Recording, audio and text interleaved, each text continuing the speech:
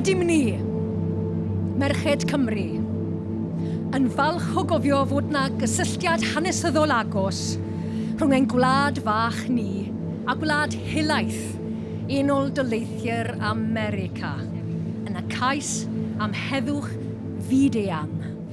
We, women of Wales, are proud to recall that there is between our little principality and the great country of the United States of America a close historical tie in the quest for world peace.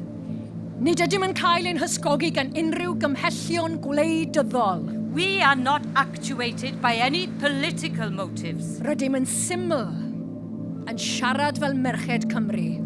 We speak simply as the women of Wales. Merched cenedl na dyw erioed wedi teimlo unrhyw atgasedd tuag at unrhyw wlad neu phobl ac sy'n dymuno gweld brawdoliaeth ac ewyllus da yn teyrnasu ar y ddaear.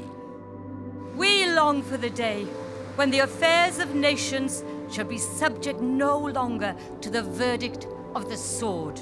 Rydym yn edrych ymlaen at y dydd pan na fydd trafodaethau a phenderfyniadau'r cenhedloedd yn dibynnu ar reithfarn y clefydd a theimlwn. And we feel that the dawn of the peace which shall endure would be hastened were it possible for America to take her place in the Council of the League of Nations. A daw heddwch parhaol yn gynt pe byddai'n bosibl i America gymryd ei lle yng nghyngor cynghrair y cenhedloedd.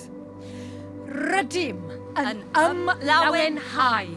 We rejoice yn y mesur o gydweithrediad wrth gyfyngu arfau. In the cooperation of limiting armaments. Wrth roi terfyn ar y traffig ffiaidd mewn merched y phlant. If we, as the women of this generation, do our part. Daeth cyfle. Daeth cyfle. To us has come an opportunity. To us has come an opportunity. As real as the responsibility is great. Yr un mor real y gymai'r cyfrifoldeb yn ddifrifol.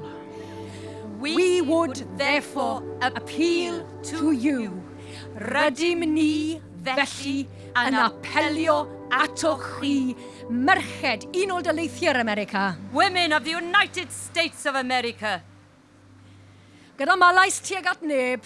With malice towards none. Gyda chamwyn osgarwch i bawb. With charity for all. I drosglwyddo i'r cenedlaethau a ddaw ar ein hôl.